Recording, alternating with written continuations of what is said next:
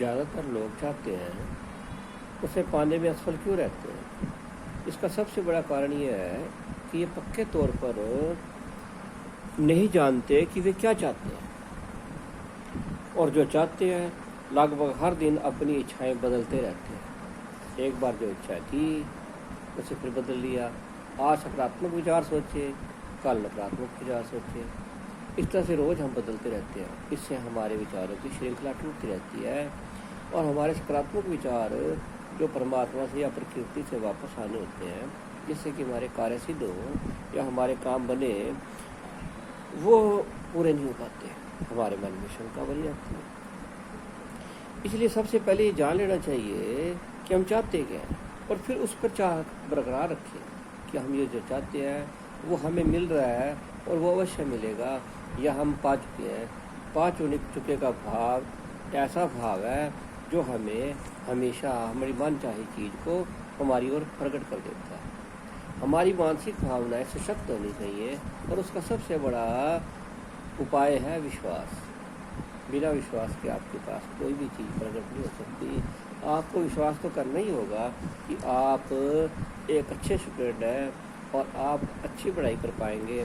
फिर आप पढ़ेंगे, फिर आप देखो आपके अच्छे नंबर आएंगे। लेकिन अगर आप ये मान के चलते हैं कि पता नहीं क्या होगा, हमें ये सब्जेक्ट याद होगा भी नहीं होगा, आपकी मानसिक तरंगें आपको कमज़ोर करती रहती है अगर आप नकारात्मक विचार या नेगेटिविटी अपने अंदर भरते रहते हैं।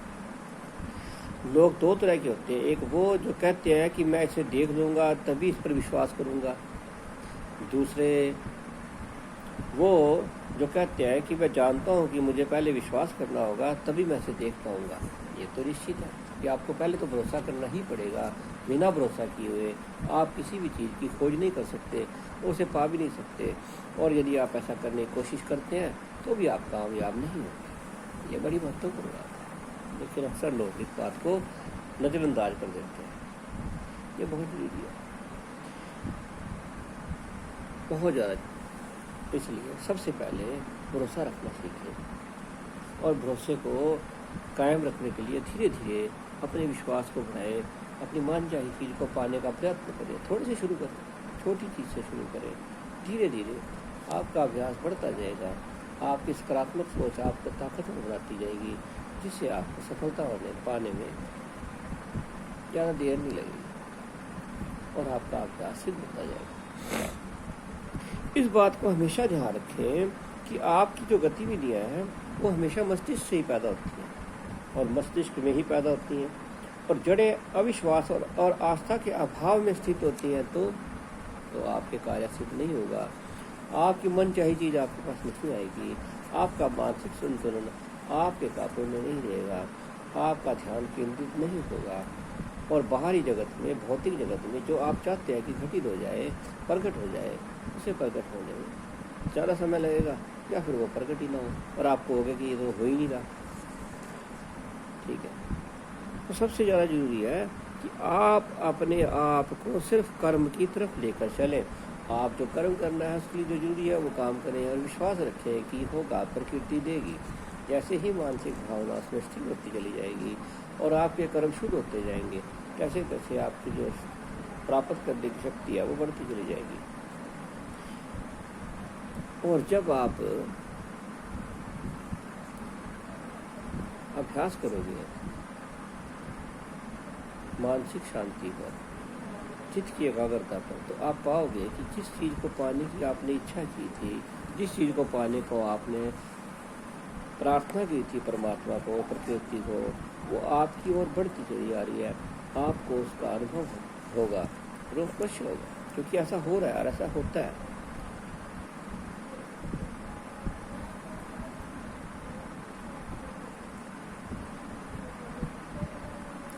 और हमेशा एक सिस्टम छोटा सा ध्यान रखें कि आप ऐसा है कि भाई कि आपका शरीर एक तरह जहाज की तरह है और मस्तिष्क आपका एक इंजन की तरह है, और आप स्वयं जो है इस जहाज का कप्तान है। अगर कप्तान गलती करेगा तो आपका जहाज जो है वो कोई दिशा नहीं देगा उसे, तो क्या होगा, वो समुद्र में टकरा जाएगा। जैसा कि होता है है। अगर कैप्टन जहाज को दिशा ना दे, उसको सही दिशा में ना ले जाए, तो वो किसी भी दिशा में कहीं पर भी जाएगा और रास्ते में आने वाली चट्टान से, टापू से, किसी भी चीज़ से टकरा जाएगा। लेकिन अगर वो उसका ध्यान देता है तो वो उसकी दिशा सही चुनता है, तो वो उसे निरंतर आगे की ओर ले जाएगा, जहाँ वो चाहता है वहाँ पहुँचा देगा। इसी तरह से आप इस शरीर के जहाज के कैप्टन हैं। आपको अपनी दिशा तय करनी है, और ये दिशा मानसिक है। भावनाएं, अच्छी भावनाएं आपकी अच्छी दिशा जा रही है, आपकी गलत भावनाएं आपको गलत दिशा में ले जा रही है कि आपका जहाज टकराने वाला है। उसको बदलना शुरू करें। अगर भावनाएं अच्छी आ रही हैं तो ठीक है, अगर भावनाएं गलत आ रही हैं तो उसे बदलें और सही भावनाओं की तरफ से जो मोड़े, तो समझ लें कि आपका जहाज जो है वो सही दिशा में जा रहा है और मन चाही मंजिल पर वो आपको पहुंचाएगा। और इसलिए अपने दिमाग की शक्ति का, उस इंजन का सही इस्तेमाल करें, गलत इस्तेमाल ना करें। गलत इस्तेमाल बुरी भावनाएं, अच्छा इस्तेमाल अच्छी भावनाएं। निश्चित रूप से हम अपने विचारों के जरिए दूसरों की मदद कर सकते हैं और वे भी आपकी मदद कर सकते हैं। आप किसी दूसरे को भी अवश्य अच्छा विचार भेजते हैं, वह एक सजीव शक्ति है। हालांकि जिस व्यक्ति को आप विचार भेज रहे हैं उसे वही चीज़ मांगनी होती है जो आप भेज रहे हैं। हम एक दूसरे से विचारों से जुड़े हुए हैं। अगर हमारी फ्रिक्वेंसी जिस विचारों पर है तो दूसरे की फ्रिक्वेंसी भी उसी विचार पर है, तो हमारे मन के विचारों को प्रभावित कर सकती है और हम दूसरे के विचारों को प्रभावित कर सकते हैं। ये अटपटा है लेकिन सही है। तो सबसे अच्छी बात है कि आप अच्छी भावनाओं पर रहें और अच्छी भावनाओं को ही ग्रहण करें और अच्छी भावना ही दूसरों के लिए भेजें। हम जिसे कहते हैं दूसरों के प्रति अच्छा सोचना। ऐसा करने से आप दूसरों के लिए भी मददगार हैं और अपने लिए भी। आपका नर्वस सिस्टम भी आपकी भावनाओं से प्रेरित रहता है। इसलिए अपने शरीर को और मानसिक स्तर को शुद्ध रखने के लिए, स्वस्थ रखने के लिए अच्छी मानसिक भावनाओं को बनाना बहुत ज़रूरी है। इसलिए सबसे पहले सबसे बड़ी बात यह है,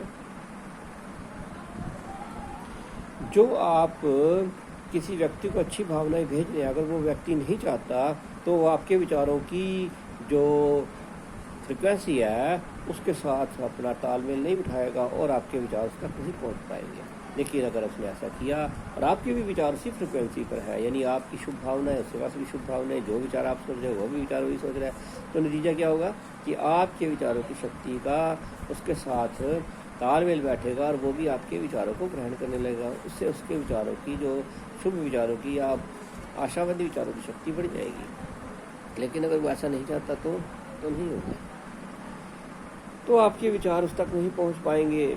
अगर आप किसी के साथ अपनी किसी के साथ किसी के कार्य में लाभदायक स्थिति पैदा करना चाहते हैं, किसी का कोई कार्य सिद्ध हो या किसी को कोई चीज़ मिले, तो आप यदि अपनी मानसिक शक्ति से, मानसिक अभ्यास से अपनी शुभ इच्छाएं, अपने शुभ विचार, अपनी जिसे हम कहते हैं श्रेष्ठ भावनाएं, वैसी ही भावनाओं को की प्रकृति से कि मैं परमात्मा से उसके लिए चीज़ मांगता हूँ और वो भी उसके लिए उसी समय या किसी भी समय उसी चीज़ को मांगे और विश्वासी रहे, तो आपकी भावनाएं और उसकी भावनाएं दोनों मिलकर के शुभ कार्य को प्रकट कर देती हैं। उसके लिए भी लाभदायक होंगे और आपके लिए भी। आप दूसरों की भी इस तरह मदद कर सकते हैं और आप दूसरा आपके लिए भी मदद कर सकता है। और यह सामूहिक भी हो सकता है कि बहुत सारे लोग एक आदमी के बारे में अच्छा सोचें, तो बहुत सारे दूसरे लोग उसे एक आदमी के बारे में अच्छा सोचें या उसके लिए अच्छी प्रार्थना करें, और प्रार्थना करने से आपको उसके फल की प्राप्ति होगी। विश्वास जरूरी है। विश्वास है तो होगा, अगर विश्वास नहीं है तो कुछ भी चीज़ प्रकट नहीं होगी। ये बात निश्चित रूप से याद रखो। जब आप कृतज्ञता यानी थैंक्सफुल रहते हैं, जो आपको मिल रहा है, जो आपको मिल चुका है और जो आपके पास है उसके प्रति अगर आप कृतज्ञ हैं, तो निश्चित रूप से आप के पास और ज़्यादा आएगा, और ज़्यादा आपको प्राप्त होगा। और आप अगर इस तरह से कृतज्ञ रहते हैं तो आप इतने कृतज्ञ बन जाते हैं कि आपके जीवन का एक महत्वपूर्ण उद्देश्य बन जाता है। आपको लगता है कि दिन भर में दूसरों को देने के लिए पर्याप्त अवसर ही नहीं मिल पा रहे हैं। आप खुशी देते हैं, आप प्रेम देते हैं, आप पैसे देते हैं, आप प्रशंसा देते हैं, आप बधाई देते हैं, आप दयालुता देते हैं, आप अपनी नौकरी में, अपने संबंधों में, अपने अजनबियों को भी अपना सर्वश्रेष्ठ देते हैं। यदि आप दूसरों को देते हैं तो आपको बदले में मिलेगा, लेकिन आपको उनसे प्राप्त करने की इच्छा नहीं होनी चाहिए कि वही मुझे दे। वो बदले में प्रकृति आपको किसी और से दवाएगी, किसी और से आपको अच्छाई मिलेगी। लेकिन अगर आप दूसरों के बारे में हमेशा अच्छा ही से कहते हैं तो आपकी भी प्रशंसा होगी। आप दूसरों के बारे में हमेशा नेगेटिव रहते हैं कि दूसरा आदमी बुरा है, तो लोग भी आपकी बुराई ही करेंगे। इसलिए सबसे पहले एक नियम बनाओ कि दूसरों के बारे में अच्छा बोलो, दूसरों के बारे में अच्छा बोलो। यह आपकी प्रकृति में परिवर्तन होते ही आपको लाभ होगा। विश्वास करो और अभ्यास करके देखो, ना परिवर्तन हो तो छोड़ देना। लेकिन एक बात तो तय है कि आपको परिवर्तन होगा, आपको उसका लाभ तो मिलेगा ही।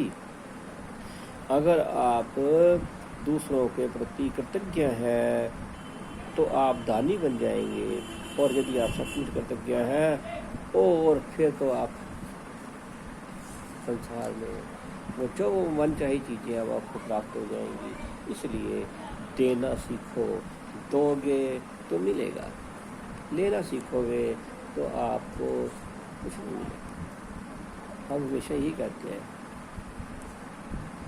कि दूसरा ऐसा है, दूसरा वैसा है, ये ऐसे है, लेकिन हमने कभी ये नहीं कहा कि हमने किसी के प्रति कृतज्ञ हुए। हम परमात्मा के प्रति, प्रकृति के प्रति, अपने लोगों के प्रति, अपने माँ बाप के प्रति, भाई बहन के प्रति, मित्रों के प्रति, जिसने हमें सुख दिया है, कुछ भी दिया है, क्या हम कभी किसी के प्रति कृतज्ञ हुए? नहीं हुए। और यदि हुए हैं तो समझ लेना चाहिए कि आप अपने लिए अच्छी सृष्टि के लिए सृजन शुरू कर दिया है। और यदि नहीं हुए तो बदलो, अभी से बदलो। अभी इसको जो है आप कोशिश करो कि आप जो है दूसरों को शुभ भावनाएं दो, और कुछ नहीं से तो उनके प्रति कृतज्ञ रहो यदि किसी ने आपके लिए कुछ किया है। और यदि किसी ने आपको कुछ भी दिया है, कुछ भी आपको फ़ायदा दिया है, तो उसके लिए थैंक्सफुल रहो। तो वो थैंक्सफुल आपकी हृदय की भावनाओं को शुद्ध करता जाएगा। और जब आप प्रकृति से कुछ मांगोगे, परमात्मा से कुछ मांगोगे, प्रार्थना करोगे, तो वो आपको अवश्य मिलेगा। पर विश्वास तो जरूरी है। अगर आपको विश्वास नहीं है तो फिर कैसे मिलेगा? विश्वास में बड़ी ताकत है। आप तक जितने भी बड़े बड़े फकीर हुए हैं, जितने साधु हुए हैं, जितने महंत हुए हैं, जितने महात्मा हुए हैं, जितने भक्त हुए हैं, उन सब का विश्वास अटूट था, पक्का विश्वास कि ऐसा ही होगा। विश्वास ने उनको इतनी ताकत दी कि जो चीज़ नहीं हो सकती थी वो भी हो गई। हमारा विश्वास दृढ़ नहीं होता, विश्वास की दृढ़ता अत्यंत आवश्यक है। और शुभ इच्छा, शुभ भावना ये बहुत ज़रूरी है, क्योंकि हमारी जो पॉजिटिविटी है, जो आशावादी विचार है, वो शुभ भावनाओं से ही आते हैं। अशुभ भावनाओं से अर्थात नेगेटिव विचारों से आप कभी भी शुभ भावनाएं या आप अच्छी चीज़ प्रकट नहीं कर सकते। आपके जीवन में जो भी प्रकट होगा वो आपके सकारात्मक विचारों से ही होगा। यदि आप कहीं बार नकारात्मक विचार सोचते भी हैं तो आप डर जाते हैं कि मेरे मन में तो बड़े बुरे विचार आ रहे हैं, क्या होगा? चिंता ना करो, आप दिमाग को तुरंत सकारात्मक विचारों की ओर ले जाओ। यदि आप ऐसे बार बार करोगे तो आप याद रखना, सकारात्मक विचारों की शक्ति नकारात्मक विचारों से ज़्यादा होती है, बहुत ज़्यादा। लेकिन कई बार हम नकारात्मक विचारों को इतनी शक्ति दे देते हैं कि वो हमारे लिए परेशानी का कारण बनती है। लेकिन सकारात्मक विचारों की शक्ति कुदरती तौर पे ज़्यादा सशक्त होती है, ज़्यादा ताकतवर होती है। इसकी फ्रिक्वेंसी हमेशा ज़्यादा शक्तिशाली होती है। और यदि हम कभी बुरे विचार आ जाते हैं तो हमें फटाफट जैसे ही पता लगे उसे बदल डालो और अच्छे विचारों की तरफ ले जाओ। अच्छे विचारों की तरफ ले जाने से आपके भावनाएं अपने आप अच्छी हो जाएंगी और आप पॉजिटिविटी की तरफ आ जाएंगे। और नेगेटिव विचार फिर आपके पास नहीं आएंगे, यानी वो आपके जीवन में घटित नहीं होंगे। आशावादी विचार ही आपके जीवन में आएंगे। ये बात ध्यान रखो। और अगर नेगेटिविटी अगर आ भी जाए तो आप उनके तरफ ध्यान ना दो, उसे नज़रअंदाज कर दो और अच्छा विचार सोच लो, कोई उसकी जगह कोई अच्छा विचार सोच लो, कोई भी अच्छा विचार। घर से चले तो चलने से पहले अच्छे विचार सोचो कि रास्ता अच्छा होगा, समय शुभ निकलेगा, मुझे रास्ते में सब कुछ मिल जाएगा जो मैं चाहता हूँ, सुख में होगा। ऐसी ही प्रार्थना करो, सकारात्मक विचारों के साथ विश्वास करके निकलो। आपको लगेगा कि आप जब भी कहीं जाते हैं तो आपको रास्ता साफ मिलता है, आपको प्रॉब्लम नहीं होती। यदि कहीं रास्ता पूछना भी पड़े तो भी आपको जल्दी रास्ता मिल जाता है और आप अपने मंजिल में जल्दी पहुंच जाते हैं। पार्किंग में आपको जगह मिल जाती है। आप जब जाते हो तो कुदरती ऐसा होता है कि आपको जो चीज़ चाहिए वो मिल जाती है, फटाफट मिल जाता है। ये क्यों है? क्योंकि आपने पहले ही अपने शुभ विचारों को प्रकृति में भेज दिया, वो आपके लिए काम करेगी, वैसे ही काम करती है और यह सदा से ही काम करती है। हमारे पूर्वज ऋषि मुनि इस बात को जानते थे और वो उसको अत्यधिक शक्तिशाली तरीके से प्रयोग करते थे। शक्तिशाली, अत्यंत विश्वासी होकर के कि प्रकृति मेरे वश में है, बस।